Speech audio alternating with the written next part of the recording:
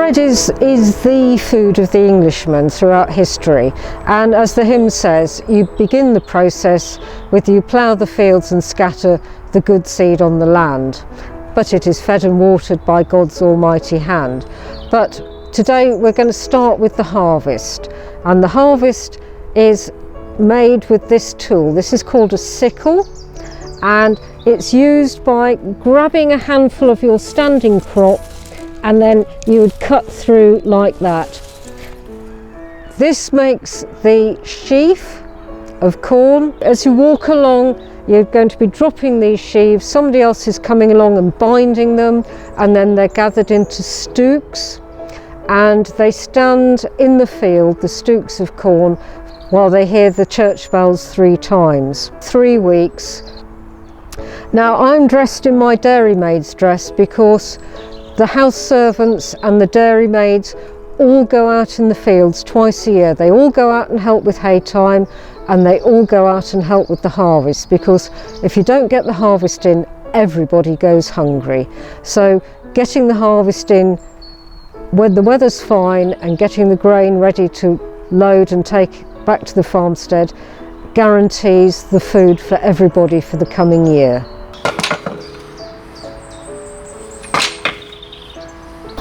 The corn was taken out of the fields back to the farm and put in ricks, and over the winter the corn was threshed as and when it was needed, and this is the implement that you thresh it with. This is the flail, and this was the implement of choice of the Englishman during any sort of civil disturbance or riot. If you think of the Peasants' Revolt, lads armed with these could do some damage to a knight on a horse. And this is how it's used. So it's basically an overarm swing, and if with practice you can get quite accurate. Several of you in a ring take it in turns, you get a good rhythm going, and to help the rhythm, the threshing floor is hollow with things like horse skulls underneath to aid the acoustic. Threshing floors could also double as dance floors for the same reason, but the emphasis is on the steady rhythm of the group of people.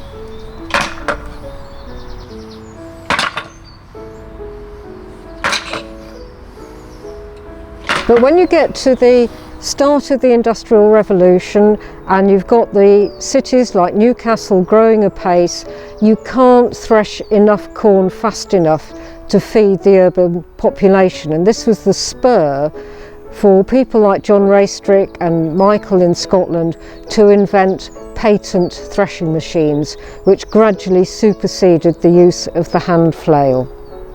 After the threshing, the chaff needs to be separated from the cereal grain, which is what we want to make flour of, and you use a basket called a winnowing basket. So you just toss it all up, and the heavy grain falls back into the basket, and the light chaff, particularly if it's a windy day, blows out of the way. So this is how you collect the grain that you want to keep and get rid of all the loose chaff, and it's called a winnowing basket. This is a quernstone, and this is used to grind the clean threshed grain into flour.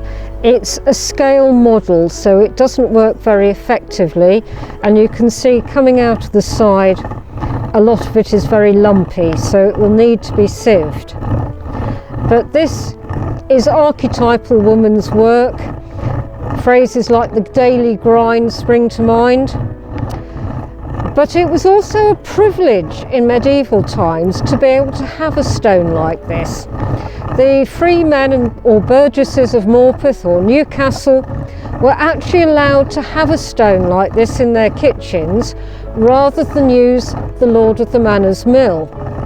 But the burgesses of Newcastle took this slightly too far and actually established windmills outside the city as their allowed quernstones. These actually stayed in use into relatively recent times because, as you can see, this very coarse meal was ideal for feeding to baby chicks, so they stayed in use to make chick food, and in the Second World War they were actually used again in remote rural areas to still grind flour. And the last record I've heard of is in the 1970s in Ireland. They were still being used to grind hen food. So you can see it's gone down through there, so you feed it in through the top and it comes out of the sides. Stones like we've seen on the quernstone, but huge millstones, are the basic grinding mechanism of windmills and water mills. It's not until late in the 19th century that there's a new technology to grind flour. This is the steel roller mill, and it works on a similar principle to this little mill here, where you've got almost like a mincer grinding the wheat into flour, but run mechanically.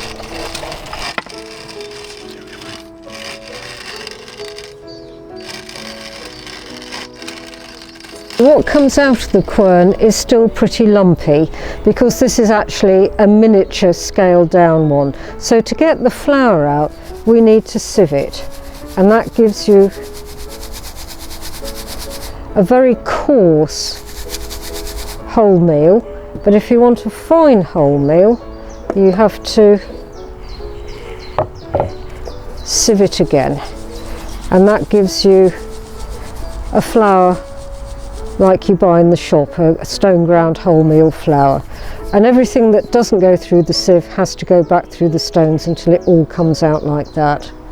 And even the roller mill doesn't produce a totally fine flour, so that also needs to go through the sieve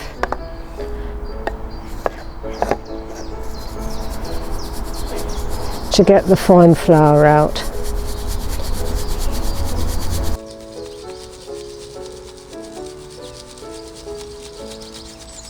So we've got the flour, and this is what we're going to make bread out of, and this rather large wooden trough is a dough trough. This is the mixing bowl for making the dough in, because you're only going to bake for the household once a week, and if you think you've not just got a family but a farmhouse has all the farm servants, you're making an awful lot of bread dough. So it's a big task, the weekly bread making. For the bread we need flour, but to make the bread rise, to make a leaven bread, we need yeast, and the yeast comes from the beer. So every family would also be making their own beer, and that gives you the yeast for the baking day.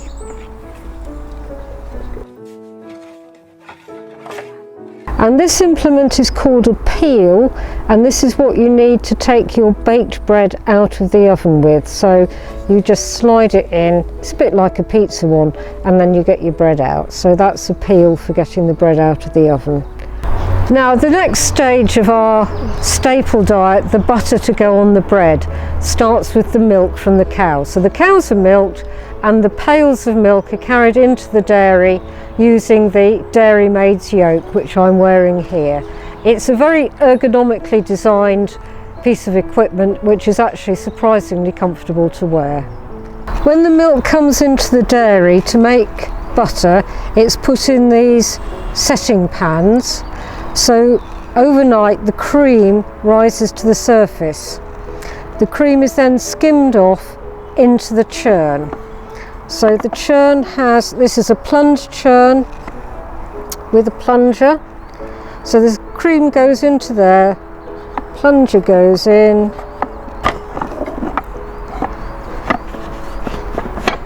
and then you go up and down until you feel the solid butter forming. Now this sort of plunge churn was the standard churn up until the 18th century. But again, they come in different sizes. This is a small one, but even the bigger ones aren't big enough to feed the demand from the growing cities.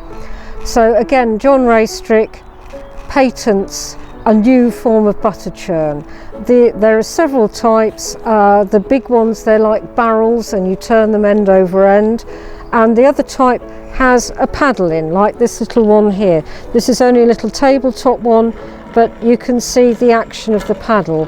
Rather than the up and down of the plunge churn, these other ones work with this paddle going round and round, so very much less effort to turn a handle than to go two hands up and down with the large churn.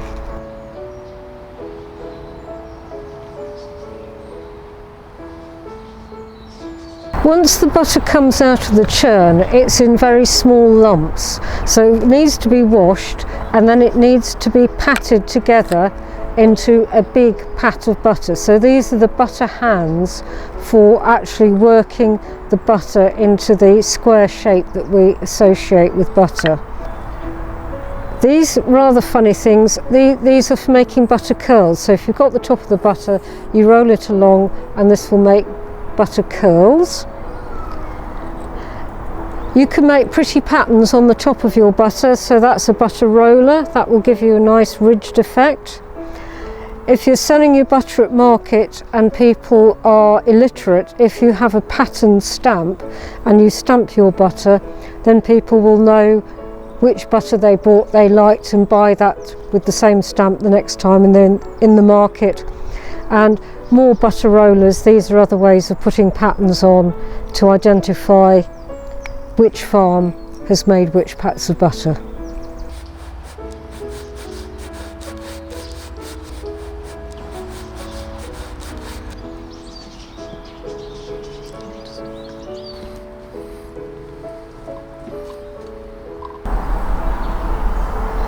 We can now enjoy the fruits of our labours. We've got bread and butter for tea, and this is part of the farmer's Godspeed the plough. Let the wealthy and great roll in splendour and state. I envy them not, I declare it. I eat my own lamb, my own chickens and ham. I shear my own fleece and I wear it. I have lawns, I have bowers. I have fruits, I have flowers. The lark is my morning alarmer.